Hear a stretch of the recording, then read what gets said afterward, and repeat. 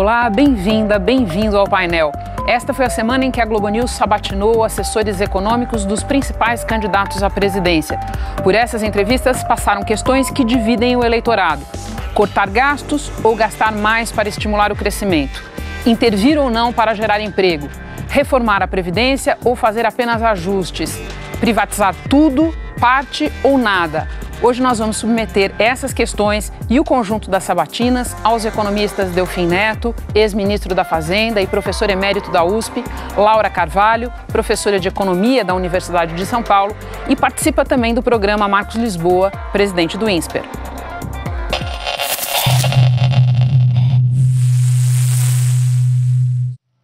Sejam todos muito bem-vindos. Eu estava decidida a começar com um ponto específico das sabatinas, mas daí no pré-jogo eu vi vocês falando de algo muito mais interessante, de que independentemente do programa vai ser muito difícil cumprir. É isso, ministro? Em primeiro lugar, muito obrigado pelo convite. É uma alegria, uma honra ter dois companheiros tão competentes como eles. Eu estou muito cético. Programas têm muitos, você pode discuti-los, se é bom ou se é mau. O que eu acho é que não há nenhuma condição de executar qualquer um deles. Isso tudo começou já há algum tempo, principalmente quando a Dilma perdeu o seu protagonismo. Houve, na verdade, uma castração do poder executivo e que aprofundou as divergências entre os três poderes. Eu acho que hoje o Brasil é inadministrável. Basta a gente ver duas ou três coisas que estão acontecendo. Essa interferência, esse aumento da judicialização da política e o aumento, a resposta de politização da justiça, tornou o país inadministrável. O orçamento é uma peça de ficção. Não adianta, era preciso começar tudo de novo, com um orçamento de base zero, e realmente pôr cada um deles na sua posição original, que é o que diz a Constituição. De forma que eu estou hoje muito cético quanto à possibilidade de qualquer que seja o presidente, na verdade, conseguir voltar a organizar isso. Laura, orçamento de base zero é uma expressão que vira e mexe você ouve na boca dos candidatos, alguns deles. E você diz o que sobre isso? Olha, eu acho que, assim, em teoria, né, se os conflitos distributivos sobre o orçamento tornassem ele, vamos dizer, dessem à sociedade as fatias desse orçamento da maneira mais justa possível, eu acho que faria sentido, porque é claro que o orçamento de cada ano, né, explicando o orçamento de base zero, a ideia de que a cada ano você renegocie não parte dos patamares, vamos dizer, destinados de recursos para cada área. Geológico. O problema que Nada eu acho... sai do orçamento. Pois é, o problema que eu acho é o seguinte: se a gente... Vamos olhar o exemplo da PEC do teto de gastos agora, né? Em tese, ela iria gerar uma transparência nas disputas pelas fatias do orçamento que fariam com que o orçamento fosse alocado para aquilo que a sociedade de fato precisa, né? Na prática, o que a gente vê? O judiciário conseguindo seu reajuste, enquanto a ciência e tecnologia perde recursos, os investimentos, etc. Quem tem mais poder acaba conseguindo a sua fatia, e isso também ocorreria com o orçamento base zero. De jeito nenhum. De jeito nenhum. Na verdade, o orçamento tem que ser obedecido. Essa ideia, a vantagem do teto é que até a justiça vai ter que submeter ao teto. É inconcebível ter um setor fora do teto. E essa ideia de que você dá plena liberdade a todos para determinar os seus custos torna o orçamento uma ficção. Mas é aquilo que faz com que, por exemplo, né, uma mobilização por garantir bolsas de doutorado fora do país, né, que a gente viu agora recente. É evidente que ela surge como uma maneira daquele setor tentar proteger a sua fatia do orçamento diante de uma disputa. Aí vamos supor que você consiga garantir as bolsas de doutorado no ano seguinte. Aí chega em 2020, orçamento base zero, de novo, você tem que ter a mesma mobilização para conquistar ele tem que provar que o subsídio que ele recebeu tinha a taxa de retorno social. É disso que se trata. Pois é, ele virou uma... A gente sabe que na prática não é geológico, né, professor? É uma câmera em cima da outra, nada sai, tudo entra. Nada sai do orçamento. tudo entra. Não é verdade, saiu bastante recurso para combate à mortalidade infantil, saiu recurso da família, saiu recurso tudo sai do Universidade Federal, tudo tem saído bastante coisa. De onde é que vai sair o recurso? Tem que sair do orçamento. Mas aí eu acho que a gente pode discutir. O problema básico é que o orçamento tem Eu acho que agora, quando a Laura fala de sair, ela está falando de coisas que perderam espaço no orçamento. Eu acho que é isso que ela tem que ser avaliado.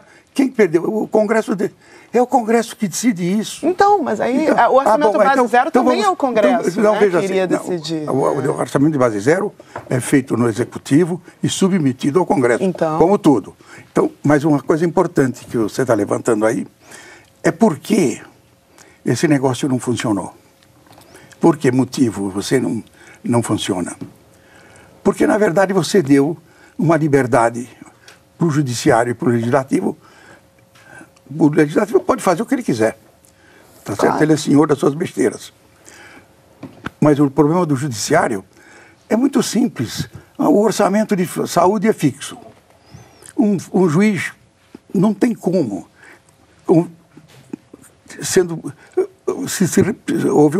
alguém pede para tratar em Houston unha encravada. O juiz vai despachar favorável. E $1 milhão. O que acontece? Ele salvou um e matou 999. Então o que acontece é o seguinte, não há a menor possibilidade de administrar esse país. É disso que se trata. E o Congresso tem um problema. O Congresso hoje, ele tem, na verdade, corporações. Tem 130 funcionários públicos votando contra o regimento. Porque ninguém pode votar quando é membro, quando é beneficiado. Tem 130 ou 135 ruralistas que fizeram o que está fazendo. Faz um fundo rural de 17 bi. Pois é. Mas é isso que eu estou querendo dizer. Mas eu quero chegar no ponto-chave. Por que é administrável? Tem uma bancada evangélica que vai continuar de quase 100 pessoas. Ou seja, o que é um absurdo num país laico. Como é que se montou tudo isso? E na Eisenhower, eles não só montaram, como eles construíram agora um mecanismo para se perpetuar. Você pode assinar, de cada 10 deles que estão candidatos, 7 vão voltar. Verdade. Porque eles construíram um mecanismo de autorrecondução. Claro. Então, isso. O senhor se refere ao conjunto de regras aí para a eleição que, na verdade, vão beneficiam tremendamente quem já está no cargo. De quem já está no cargo. Como você está com 25 partidos, por conta daquela decisão original de tirar a régua, tudo isso vai continuar igualzinho. O próximo presidente vai ser vítima da mesma coalizão que está aí. Marcos, aqui na mesa acabaram de passar duas expressões, dois assuntos que eu sei que são muito caros a você. Um é o poder das corporações e outro é a questão do teto de gastos. E eu aproveito para lembrar que várias das campanhas, inclusive a campanha da Marina Silva, por meio do André Lara Rezende e do Eduardo Janete, estão defendendo que se acabe com a PEC do teto de gastos. Olha, eu acho que acabar a PEC do teto, acho que é uma discussão pouco relevante, né? Porque ela tem duas alternativas. Ou a gente vai cumprir o teto e a dívida vai se estabilizar, né? E tudo bem. Ou a gente vai desrespeitar o teto e vai ter inflação, vai ter câmbio para cima. Esse ano, por exemplo, tinha problema de fechar as contas. Não tem mais, né? Por quê? Porque você tem a crise, o câmbio desvaloriza, isso gera lucro, né, para o governo e a Banco Central, e acabou o problema. Então, eu acho que essa é a discussão menor, quer dizer, vamos discutir a causa. Se nós não controlarmos o crescimento do gasto público, o país vai entrar em dificuldades graves. Eu entendo o ponto da Laura, que é um ponto de vários amigos meus, inclusive, que é uma desconfiança com a democracia, né? Olha, não vamos deixar essa coisa de negociar orçamento, porque a gente perde. Né? Eu entendo isso, né? Mas não acho que a saída é essa. Não, é com problemas da democracia, não com a democracia real. Não, mas aqui eu acho o seguinte... Não, assim, mas só para completar o ponto... A despesa primária do governo cresceu 5% em termos reais nos últimos 20 anos. Não tá. É impossível, não tem como. Mas, gente, tem maneiras diferentes. Você não precisa ter um teto que congela para resolver um problema de crescimento. Não, vamos lá. Peraí, vamos lá, calma. A dívida está saindo de controle. Se o teto for desrespeitado, a dívida sai de controle. Não, o teto será desrespeitado, né? As contas já foram feitas de que é impossível manter a máquina. Depende. Vamos lá. O que a gente tem é o seguinte. Então, o que aconteceu? Exatamente por atitudes como aquela defende, né? O Congresso, né? E por meio de muitas corporações, de servidores públicos em particular e também setor privado, foram cada um criando, engessando parte do orçamento. Olha, aqui eu tenho o meu quinhão. Aqui não pode mexer, que é meu. Aqui eu não mexer. E ninguém quer abrir mão. E o resultado é uma marcha da insensatez que um Estado falindo, não só o federal, como também os estaduais. A minha preocupação é o que vai acontecer com a saúde no Rio de Janeiro. O que vai acontecer com segurança? O Rio não tem mais dinheiro para manutenção de infraestrutura, não tem dinheiro para repor policial que se aposenta. Esse é o estado que a gente chegou. E o problema é que essa infraestrutura ela vai se degradando. E aí, Laura falou, ciência e tecnologia, é verdade.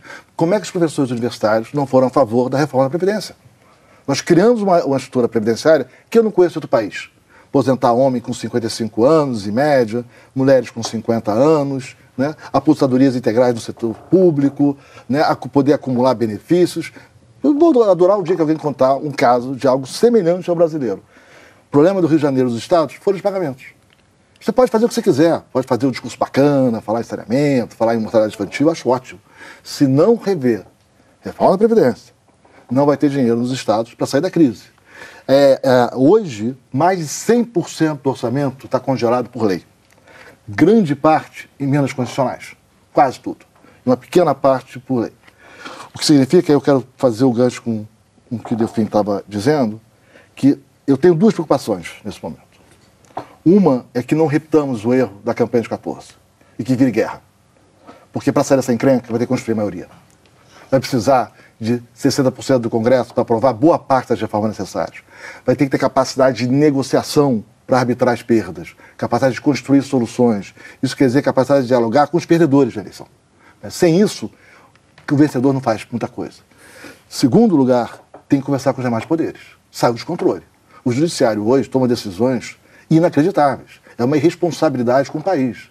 O caso do Rio de Janeiro, o que vai acontecer? Né? O governador tem toda a razão em falar hoje da situação catastrófica que a LERJ, junto com o judiciário do Rio de Janeiro, está levando o Estado. Né? É um Estado que está entrando em falência no provimento de servidores públicos. Essa irresponsabilidade, né? Inclusive 2 servidores públicos que estão liderando, não estão contribuindo com essa agenda. E toda a razão, concordo com aquilo, o reajuste dos servidores do judiciário inacreditável. Quer dizer, desse jeito, nós vamos enfrentar uma crise muito severa nos próximos 4 anos, e a crise deixada pelo governo Dilma terá sido um prólogo suave. Nesse caso, o teto, inclusive, ajuda a dizer que é inconstitucional o aumento do judiciário. O teto ajuda a limitar, a lei, ao contrário, vai ter... E ao contrário disso, quer dizer, teve essa pauta-bomba que foi tão mencionada, mas está esquecendo de mencionar o seguinte, boa parte dessa pauta-bomba está sendo reduzida graças à lei de responsabilidade fiscal, graças ao teto e graças à mobilização dos órgãos de controle. Quer dizer, a Fazenda, os servidores da Fazenda, o TCU, então várias medidas, a gente está vendo esse confronto.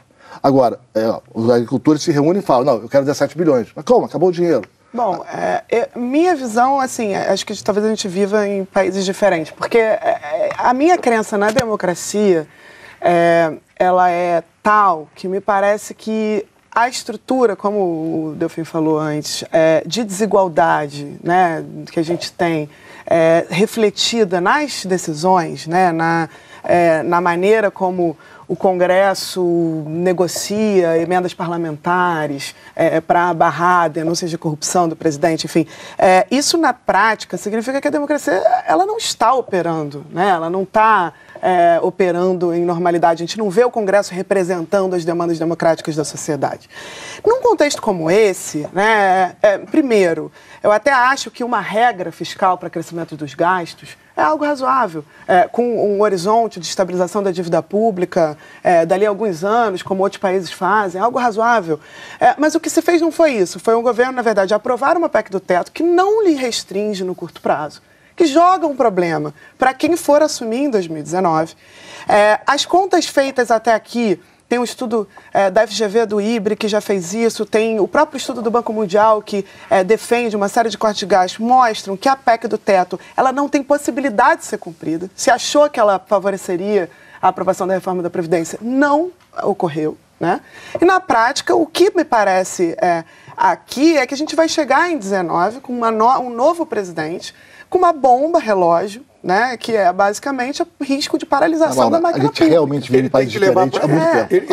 Ele tem que aprovar a reforma da Previdência. Mas mesmo aprovada a reforma da Previdência, essas contas, elas incluem a aprovação da reforma da Previdência tal qual proposta na primeira versão. Laura, vamos voltar um passo. Estamos em países diferentes. Claro. Se o teto não for respeitado, a dívida sai de controle. Não, se o teto não for respeitado, tem 3 gatilhos na PEC que fazem com que seja proibido reajustar salário mínimo, contratar pessoas, reajustar gastos, etc. Deixa eu ver se... Que é o objetivo. Aliás, o Pércio, na entrevista na Sabatina, quase que declarou implicitamente que o objetivo é descumprir a PEC para proibir esse tipo de expansão de gastos. Não foi isso. Acho que não só vivemos em países diferentes, como vivemos em entrevistas diferentes. Mas voltando aqui ao meu ponto. O ponto é o seguinte. Se o gasto crescer do jeito que cresceu nos últimos anos, a dívida sai de controle.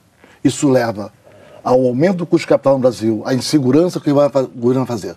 Hoje, o setor privado não investe muito. Por quê?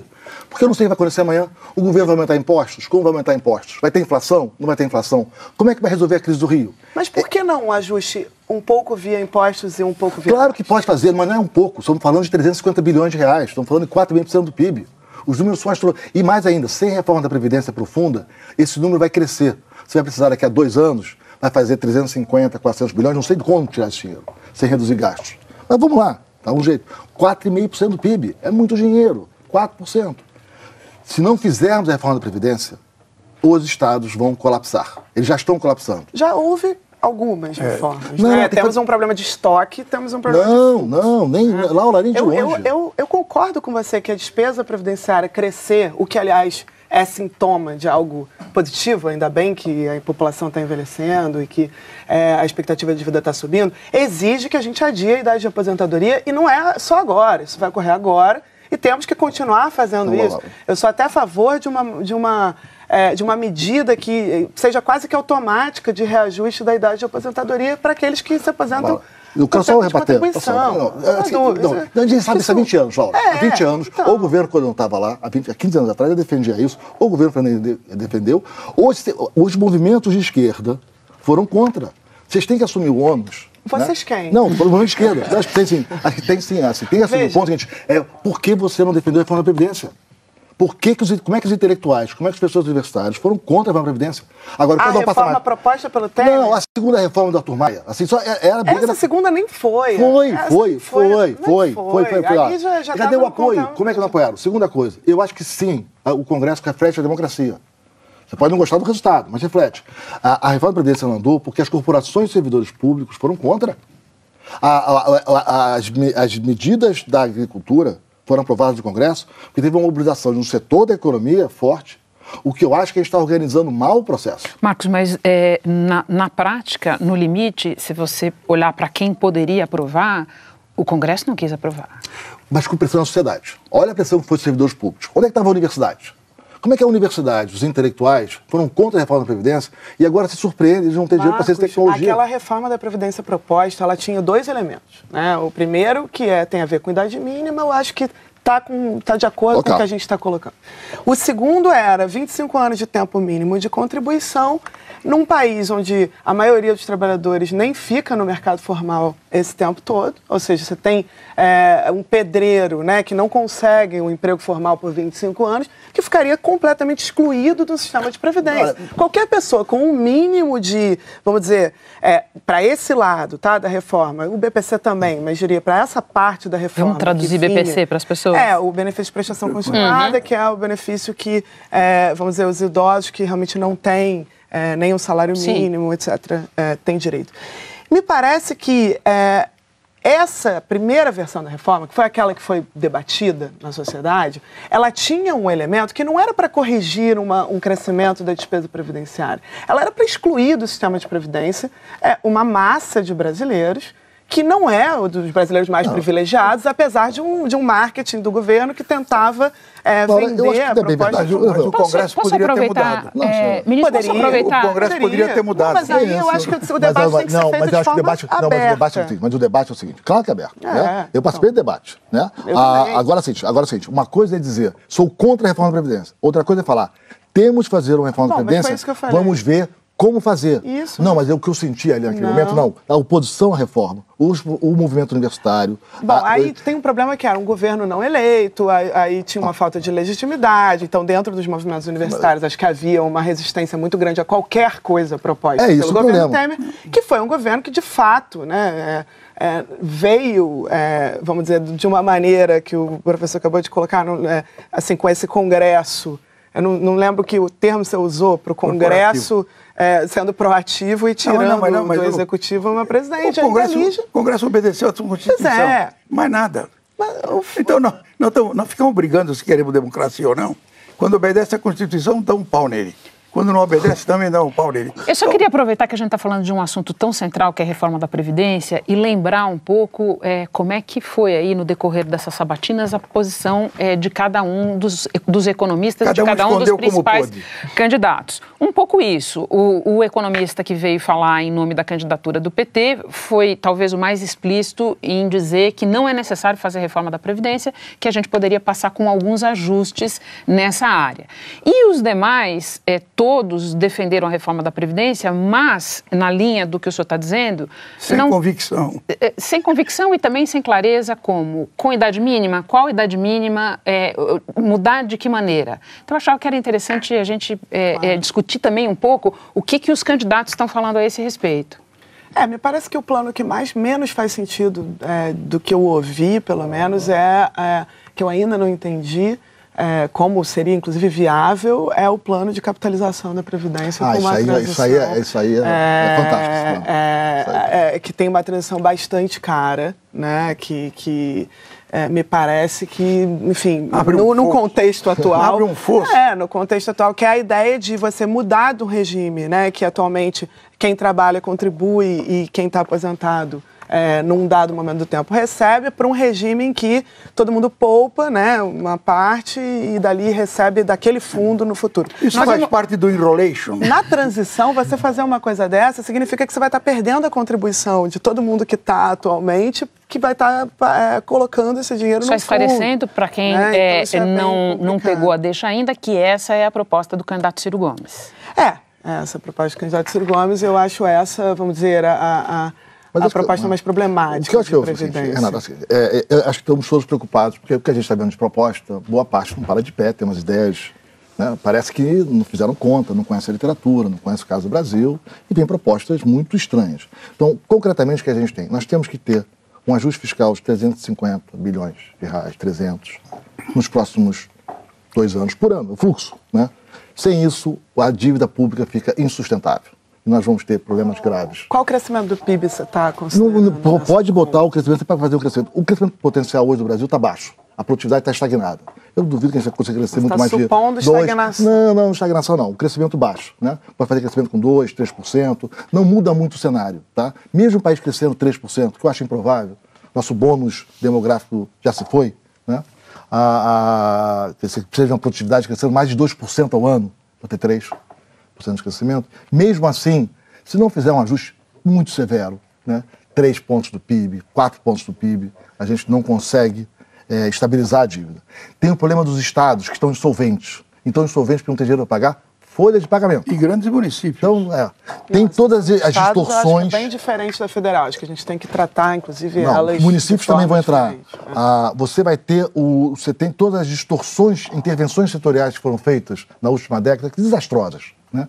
É impressionante a maldição da mão do governo anterior. Quer dizer, virtualmente, quase todo o setor que eles tentaram ajudar está em dificuldades graves.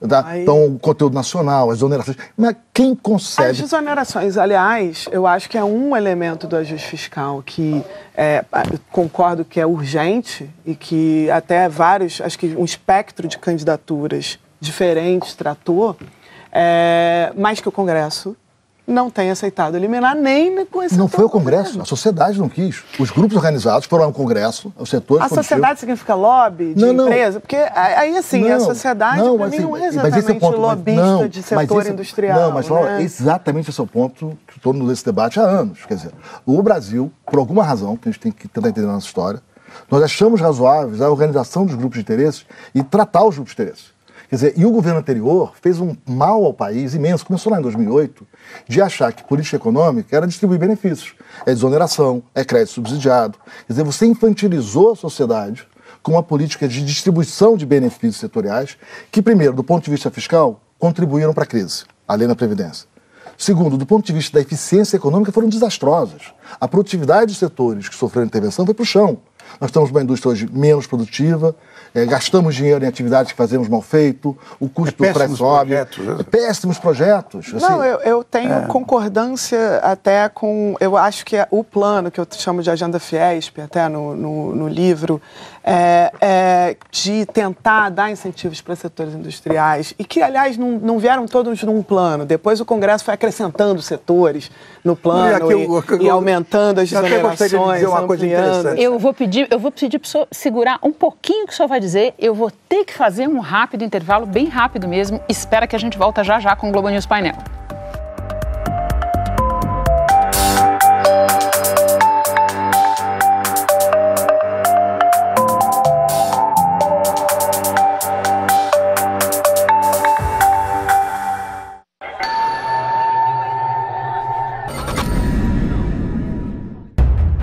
Mitsubishi ASX, para você que quer um SUV de verdade.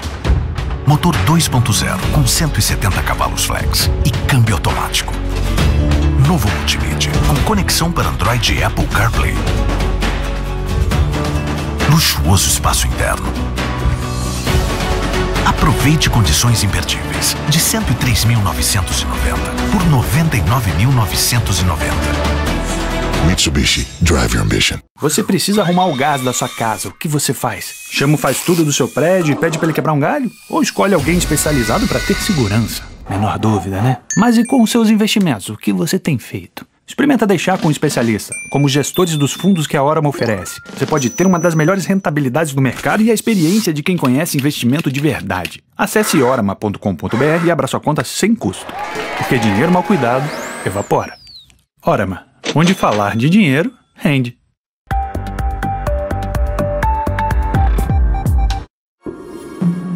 Nos últimos 4 anos, esse plenário aqui foi cenário de votações que mudaram o rumo da política brasileira. Você sabe como funciona o trabalho de um deputado, de um senador? Como eles fazem para manter o poder? Voltando para a base? Queria ir para a praia, mas não posso. Olha, Paraná. Voltando para São Paulo. Para a base, meu irmão. Trabalhar, arrumar voto. Indo para o interior do Pará. Começou o recesso de vocês e a gente vai junto. Porque começou também a campanha na prática, né? 2 de fevereiro de 1987. A nação nos mandou executar um serviço. Nós o fizemos com amor, abnegação e sem medo. Declaro promulgada o documento da liberdade, da dignidade, da democracia.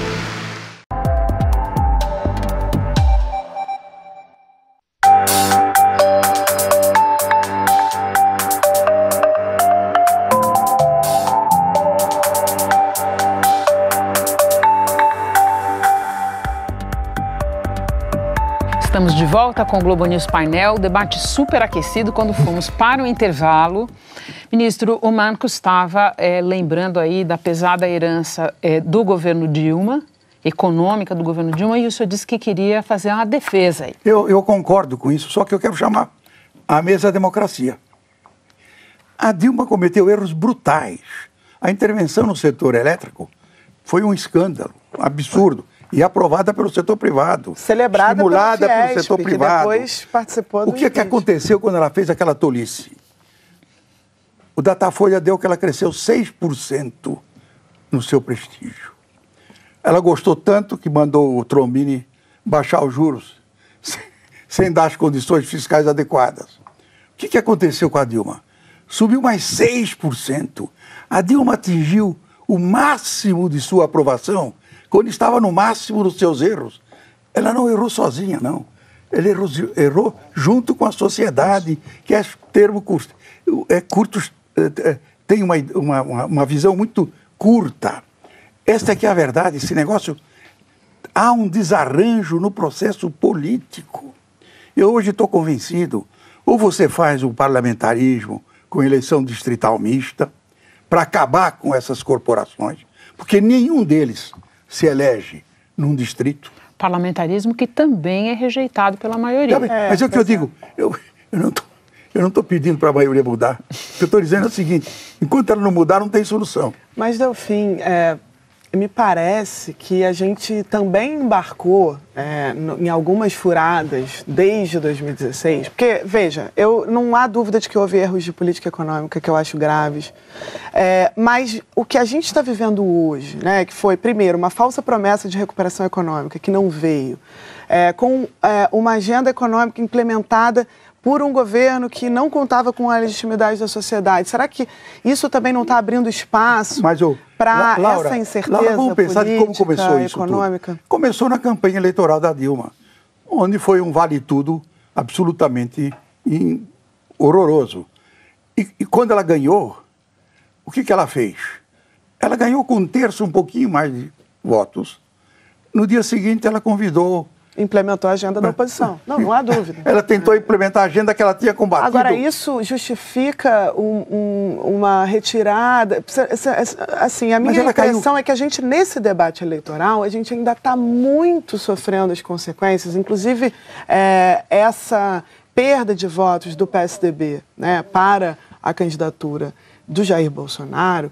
Será que ela não é, na verdade, consequência, considerando que o PSDB estava na oposição, teria tudo para agora chegar num processo eleitoral com possibilidade de vitória, no meio a uma crise econômica, se você olhar o que aconteceu e acabou no meio, sofrendo as consequências dessa ruptura democrática. O que eu acho é o seguinte, na verdade, a mudança, ela escolheu um ministro da Fazenda que era o seu antípoda. Mas tem um ponto aí, ela não fez a agenda da oposição. O Joaquim não fez quase nada. Não teve ajuste fiscal. Tentou. Não, teve. Cortou 35% dos investimentos públicos. Isso, que é um dinheiro desse tamanho, enfim. Não teve nenhum ajuste fiscal grande, com parte e impacto. O Joaquim não conseguiu fazer, prometeu que não tinha. Não teve agenda nenhuma organizada. O Congresso não deixou fazer. Não. Ela não esquizofrenia, o governo totalmente atrapalhado, com questões internas. Uma agenda muito mal conduzida ali naquele governo. Foi um estrago. Concordo. E nesse governo, Marcos, você acha que foi bem? Não, eu acho que o governo evitou o desastre. Mas cortou menos do que cortou no 2015. Acho que o governo, assim, as curvas de juros fecharam, a inflação voltou a ficar equilibrada, pelo menos paramos de piorar, nós estávamos indo para o precipício. Eu acho que o governo atual tem méritos, sim, a equipe econômica tem muitos méritos. Não tem a ver com o cenário internacional? Não, acho que não. Pelo contrário, o internacional está difícil agora. Porque agora dificultou como era difícil em 2015. Não, está piorando. Não. O Brasil... a pressão era de desvalorização do real. Vamos acertar aqui um pouco só o espaço, depois a gente vai começar a ficar mudando de argumento. Sim. Vamos lá. Eu acho que nós temos um problema, essa tendência da sociedade brasileira de engessar na Constituição e em leis benefícios a grupos de interesse, vem da Constituição. Tá? A Constituição tem princípios maravilhosos, a nossa geração que ansiava por democracia, por liberdade, e os princípios estão lá. Esse é um mérito da Constituição. Mas a Constituição também tem um segundo andar de baixo, que é essa disseminação de benefícios concedidos, direitos adquiridos, regras de promoção, etc. Né? Ela é produto exatamente... Isso. Eu estava lá. Eu entrava no elevador, o PT saía. E eu conseguia sair sem cheiro. Então, o que acontecia? O regime autoritário tinha incomodado toda aquela gente. Por isso é que a Constituição tem 250 artigos. A Constituição regula a transfusão de sangue. Essa é que é a verdade. Então você montou um sistema, todo ele engessado, porque você não confiava mais no governo. Foi isso. A Constituição é produto de uma sociedade que não acredita em governo. E o pior, isso foi agravado, só para completar, Renato, desculpe, isso foi agravado porque nos anos seguintes virou a norma. Cada grupo, educação é importante, põe mais dinheiro para educação. Saúde é importante, mais dinheiro para saúde. Olha, precisa proteger a industrial, o setor B, a área... Mas isso já não é Constituição, né, Marcos? Não, são emendas constitucionais. Não, emenda constitucional. Aí já são emendas, né? Porque eu acho que a gente tem que separar 88 do que vem depois. Não, esse espírito que está na Constituição, de novo, o andar de cima da Constituição, os princípios são maravilhosos. Tem um andar de baixo. Por isso que eu digo, a Constituição precisa de uma curetagem. Ela criou um precedente. É só 25 artigos. Ela criou o precedente dessa tradição de desconfiar e tomar garantia. Mas o problema é que ela não garante fonte de financiamento. Não, esse é o problema. O problema não é garantir recursos. O problema é que a gente não fez na Constituição o pacto de 88, fez garantia de direitos, sem determinar de onde mas aqui saem eu acho que o problema recursos, nosso era o seguinte, né? Sem tributar. Isso aconteceu, inclusive, pagar. sem que a gente percebesse, porque eu estava lá. O que aconteceu?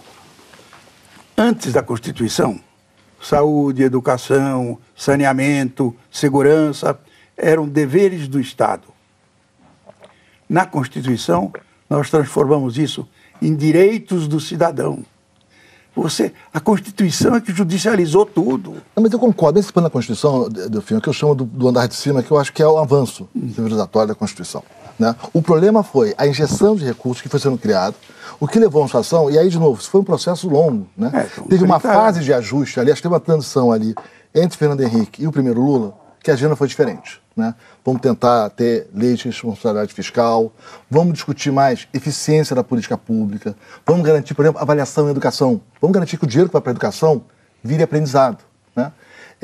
Parecia que o Brasil ia ser um país diferente. Mas ali aumentou a carga tributária. Claro que aumentar, claro, porque os gastos tinham... Se recusou a aprovar a reforma da Previdência, teve dificuldades. Os estados quebraram, mais uma vez. Né? Mas teve um momento ali, de uns 8 anos, 10 anos, que o Brasil parecia convergir para uma social-democracia. Olha, Estado é para a política social, cuidar dos grupos vulneráveis, vamos deixar a competição acontecer, vamos criar boas regras de instituições para que esses debates ocorram de forma transparente. Por exemplo, quer fazer uma nova política de gasto? De escolher a fonte de receita. Quer fazer política pública? Tem que ter avaliação de resultado. Não pode ficar gastando sem saber se deu certo ou não deu certo. O que houve, a meu ver, foi que na última década a gente mudou a mão. A gente voltou para o período meio Geisel. Né? Olha, política econômica é isso. Vamos conceder os benefícios, é assim que se cresce. Vamos estimular investimento vai gerar crescimento, vamos proteger a indústria nacional, e assim o país vai crescer e vai gerar renda. E deu um desastre. E a partir de 2011, o Brasil descolou do resto do mundo. Né? O mundo continuou a crescer.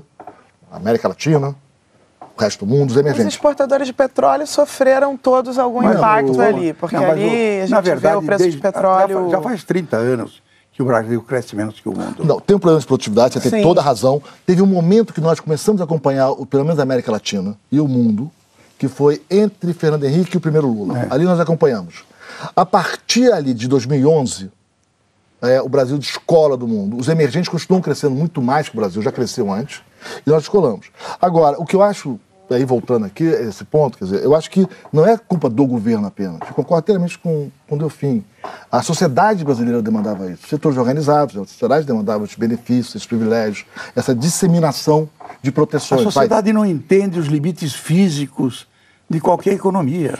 Eu queria introduzir um assunto aqui que nem é o que mais aparece entre os economistas quando vão discutir o macro, mas que na cabeça do eleitor é muito presente e nas sabatinas dos assessores econômicos elas deixaram claro ali divergências, que é o assunto do emprego. Tá? Esse fala diretamente ao eleitor. E ali você tem os assessores do candidato PT e do Ciro Gomes defendendo uma ação do governo para estimular a retomada do emprego. E você tem, de outro lado, o Pecharida falando muito claramente que o governo tem que ficar fora disso, porque não é assim que funciona e não vai resolver e não vai melhorar. O senhor pensa o quê disso? Na verdade, eu acho que é o seguinte, você tem que voltar ao crescimento. Todos esses programas me fazem lembrar aquele sujeito que estava se afogando e não sabia nadar, pegou no seu cabelo, levantou-se e saiu andando por cima d'água. Isso tudo é uma proposta de uma alavanca sem um ponto de apoio. Então, o que acontece? Lembrando que nós estamos falando de um país de 13 milhões de desempregados. Não, muito mais. Nós estamos cometendo o maior crime do mundo. Nós temos 27 milhões de sujeitos desempregados. Quando a gente vai ali para a desocupação. No fundo, quem podia estar trabalhando e não está. Sim. Nesse que é uma outra ponto, conta. Renata, eu tenho a sensação de que, de um lado, a gente tem algumas candidaturas, né? O caso, acho que, do que o Pércio, o economista do Alckmin, colocou, e outras que colocam que a confiança, como se a confiança do empresário fosse aparecer a partir de um bom comportamento da política econômica, que na verdade é a aposta que a gente vem fazendo nos últimos 3 anos. E você tem na candidatura Ciro Gomes e a candidatura do PT, me parece uma ideia de que você precisa, de alguma maneira, liberar recursos para o Estado, para que o Estado, diante de um cenário de tanta estagnação, injete, com investimentos públicos em áreas prioritárias, infraestrutura, etc., recursos na economia para que isso seja capaz de dinamizar, né? A gente está na mais lenta recuperação da história das crises brasileiras, né? Acho que está clara, dada a frustração de expectativas, que essa agenda atual, ela não está funcionando, independente das causas da crise, que eu acho que são tanto de erros realizados no passado, quanto de uma crise internacional no preço do petróleo que despencou sem que ninguém esperasse em 2014, acho que isso é relevante. O Braulio Borges, da LCA, fez um estudo econométrico aí e achou que 50% mais ou menos da crise é explicada pela queda de preço do petróleo e outros elementos de choque externo. Agora, alguém tem que pensar o que fazer, então, de diferente. E aí eu acho que, nesse aspecto, o que levanta mais preocupação é de onde virão os recursos para esse plano de investimentos. Aí tem gente falando em usar reservas internacionais. Eu, pessoalmente, não sou a favor disso. Acho que a Turquia, atualmente, está mostrando que não ter reservas internacionais você pode se salvar um elemento. Agora, eu acho que tem que discutir seriamente, por exemplo, um ajuste com algum aumento de carga tributária no curto prazo. Acho que isso é possível. Eu acho que tem que fazer ajuste, tem que fazer carga tributária, tem setores que pagam muito pouco imposto no Brasil. A gente sabe isso que eu acho. Agora, não tem recurso. Eu tenho uma pergunta de tributária também, mas antes você fala. Mas então, enfim, aí tem muita coisa a fazer aqui. Agora, não é só, eu acho que é uma profunda injustiça com o Pércio dizer, não tem nenhum direito falado por ele, ou dizer que este governo, o Pércio, acha que confiança faz crescer. Acho que nem de longe. Mas ele falou isso. Não, confiança é uma parte da... Tem uma agenda imensa de redução de distorções setoriais, de reduzir as distorções tributárias no Brasil que penalizam o investimento e penalizam os diversos setores, né? De uma progressiva abertura comercial para que o Brasil possa se beneficiar dos insumos e produtos tecnologicamente mais avançados feitos em outro país, isso tem um impacto sobre a produtividade. Tem uma agenda, primeiro, microeconômica de aumento da produtividade, a capacidade de crescimento do país. Segundo, tem uma agenda de redução dessas distorções tributárias, que são imensas, né? E aí eu vejo que propostas falam assim, não, quero reduzir a pejotização, mas não vou mexer no lucro presumido. Ciro Gomes. Não faz nenhum sentido essa proposta. Ou afirmações disparatadas, como mais da metade do orçamento do Tesouro é para banco. Não é para banco. Mais da metade do orçamento do Tesouro é para todos nós aqui, né? É previdência, assistência. A gente já teve um governo que tentou resolver o problema da dívida dando uma moratória na dívida. A gente lembra, foi o governo Collor. E a gente sabe exatamente quem paga a conta. Então, preocupa um pouco uma campanha com tantos argumentos disparatados, né? Ou soluções meio simplistas. Mais ainda, o que eu acho é que a gente... Tivemos aqui aquele pequeno embate entre mim e Laura, mas eu acho que a gente tem que mudar. Elegante. Elegante. Muito elegante. Mas a gente tem que mudar, porque é o seguinte... De ambas as partes. Discordar é normal. Mas eu acho que tem que mudar. Mais normal no Brasil. Esse é o mote do painel. Artigo 1 da Constituição do painel. Mas eu acho que o ponto aqui é o seguinte. O que eu acho que não dá é o oportunismo na política de negar o problema. Não precisa de reforma da Previdência. Não tem déficit da Previdência. Não precisa de reforma da Previdência. Não tem. Então, mas aí eu acho que tem, assim, eu acho que o que ele vai ter que conseguir fazer e essa é a minha esperança de uma campanha que não seja atrapalhada e desonesta como a passada, é que pós-eleição a sociedade consiga sentar e falar assim, olha, temos um problema com a Previdência. Quais são os caminhos para resolver? Aí a gente vai discutir quais são os caminhos. Entra BPC, não entra BPC, idade mínima. Vamos combinar alguns princípios? A regra tem que ser igual para todos. Os iguais têm que ter tratamento igual, né? Não dá para dar reajuste para o judiciário quando o país está mais pobre, que está uma recessão e tem 13 milhões de empregados. Que país é esse que o judiciário nosso está vivendo? Emprego, Marcos. Eu acho que a agenda de produtividade é para gerar emprego. A agenda de produtividade é melhorar as condições, reduzir as distorções que foram criadas, né? E essa é uma agenda importante. Não tem... Às vezes a sociedade no Brasil cai num falso debate de mercado-Estado. Não tem mercado funcionando bem sem Estado. A questão é como é que o Estado entra. E o que me preocupa é quando eu vejo propostas que lembram as propostas do segundo Lula e do primeiro governo Dilma, de achar que apenas o governo conceder benefícios, proteger Antônio, dar um subsídio para João, ou obrigar a fazer uma fábrica aqui, que apenas essa boa intenção, e eu acho que muitas dessas pessoas que entraram nessa agenda, entraram com as melhores das intenções. Achavam que realmente era certo. Aqueles investimentos iniciados em 2008, 2009, quando eles maturam 2, 3 anos depois, deu tudo errado. Jogamos um desperdício de recursos. Tem que separar Laura, 2000 Não, tem que separar a segunda... Eu acho que é importante a gente separar a agenda pós-2000, 2009 da agenda a partir de 2011. O Plano Brasil Maior, por exemplo, que dá desonerações, incentivos, etc., 2011. Não, Laura, desde o início. Petróleo. É diferente. Investimento público direto é diferente em saneamento, energia, infraestrutura é diferente de incentivo para setor. Nós estamos dizendo que é a mesma coisa. Eu não disse várias das mudanças que quebraram o país começaram em 8. Olha, pega o setor de óleo e gás. Quando começou a reformulação do marco regulatório de óleo e gás, o fortalecimento da Petrobras e a expansão da agência de controle nacional, não foi 11. Claro, mas a gente tem que entender que o que fracassou exatamente na Petrobras tem elementos de política e também tem elemento do preço de petróleo. Laura. É estranho fazer análise a posteriori que diz, olha, aquilo lá estava tudo errado porque, agora a Petrobras se ferrou quando o preço do petróleo saiu de 100 para 25. Quando o futuro virou passado, fica tudo muito mais claro. Olha, nosso tempo está quase acabando, muito graças ao talento de vocês, mas eu tenho uma pergunta que eu não posso deixar de colocar aqui. Eu falei que eu tinha uma pergunta sobre tributária. Quando a gente cobre sucessivas campanhas eleitorais, sucessivas eleições presidenciais, você aprende que tem uns assuntos que voltam. Cada 4 anos eles são retirados do armário e voltam. E nessa questão da reforma tributária tem o assunto do reduzir os impostos, adotar o IVA, o Imposto sobre Valor Agregado. Vários candidatos estão falando nisso agora. Quando você já acompanhou várias eleições, a sensação é que é o seguinte, você olha e fala assim, bom, por que não aconteceu até hoje? Alguma chance de acontecer agora? Não aconteceu até hoje. Eu tenho super pouco tempo, mas eu queria ouvir vocês. Porque contraria os grupos que estão em poder. Claro. Só isso. Claro. Mas os candidatos estão prometendo. Olha, eu acho que aí tem uma agenda. Primeiro só um ponto. Lá, quando a gente compara o Brasil com outros países, o petróleo afetou vários países.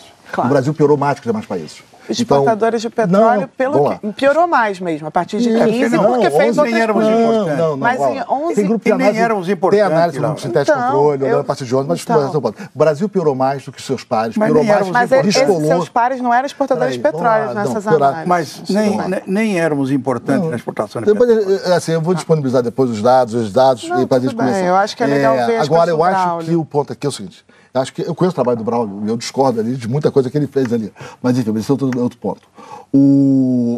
Acho que, voltando aqui, eu acho que tem uma agenda tributária fundamental. E como o Delfim falou, tem um problema com os grupos reais. Por que o IVA não passou até hoje? Porque a Zona Franca de Manaus foi contra. Porque o setor de serviços foi contra. Serviços não quer pagar imposto como o resto da economia. Lembrando que a maioria dos candidatos vão defendendo o final de incentivo nessas sabatinas, mas quando chega o assunto Zona Franca de Manaus, todo mundo fala, não, Zona Franca de Manaus tem que ficar. Mas, gente, o problema dessas políticas atrapalhadas, equivocadas e que fracassam, que resultam em setores eficientes, na produção ineficiente nos lugares, é que você fica refém dessa política. Isso que a gente chama de economia de problema de persistência de política. Como é que você faz com a Zona Franca de Manaus? Vamos entender que lá nós temos um problema de verdade. Hoje a Zona Franca de Manaus é o empecilho à reforma tributária. Ela tem vários problemas, ela atrapalha para o Estado do Brasil, mas tem 2 milhões de pessoas. Deu errada a política. Né? Como é que a gente faz? Outros setores, os estaleiros, são mais caros do que lá fora. São bem mais caros que os navios lá de fora. O Brasil fica mais pobre, tem que pagar mais caro pelo navio. Mas e aí, tem gente, tem emprego. Como é que a gente faz a transição? Quer dizer, as regras de conteúdo nacional, que no Brasil são, mesmo petróleo aqui, mesmo lá, o Brasil é mais caro. É mais caro produzir equipamentos aqui, nessa tentativa de criar regras de conteúdo nacional para cá. Como é que a gente faz? Então, se quiser produtividade, tem que ter abertura. Mas tem setores que vão sofrer. E aí, Renata, eu tenho uma preocupação imensa com esse processo. Além da capacidade do diálogo, incorporar o judiciário nessa discussão, aceitar com tranquilidade que a existência dos problemas, sem discursos fantasiosos, do tipo não tem déficit da Previdência, como é que a gente vai fazer essa transição? Essa transição difícil, sofrida, né? A capacidade da política pública entender o detalhe. E aí eu fico realmente com medo das soluções mágicas simplistas. Quer dizer, temo que pode acontecer, e mais ainda com a negação nossa dos problemas que está dando o que a gente viu nos estados. Laura, nosso tempo já acabou, mas eu queria uma última palavra sua, uma última palavra do senhor. Não, eu acho que nesse tema da reforma tributária é muito Assim, das poucas boas coisas, eu acho, desse debate eleitoral é que esse tema tenha se tornado tão central, e aí eu diria que em todo o espectro de candidaturas, com exceção da candidatura do Jair Bolsonaro, que eu até agora não vi tratado o problema de injustiça tributária brasileira, todas as outras têm uma proposta que melhora bastante o sistema tributário atual, que é bastante injusto, né? Agora, me parece que é importante para o eleitor dar uma olhada em quais são os partidos que atuaram de alguma maneira a favor disso e quem, na verdade, está com isso no programa, mas sua base não tem o menor interesse, porque atende a interesses de minorias, de levar a cabo uma reforma desse tipo. De novo, tem vários programas perfeitamente aceitáveis. Só não existe poder para pô-los em prática. O Brasil é inadministrável nas condições em que se encontra. Bom, mas como de alguma maneira ele terá de ser administrado... Mas é isso mesmo, ele vai ser administrado de qualquer jeito. Vocês já estão previamente convidados para a gente fazer uma segunda rodada dessa conversa, que foi excelente. Eu queria agradecer demais aos economistas Delfim Neto, Marcos Lisboa, Laura Carvalho, que participaram comigo do painel de hoje. Muito obrigada especialmente a você que nos acompanhou até aqui. O painel volta no próximo sábado, às 11 da noite.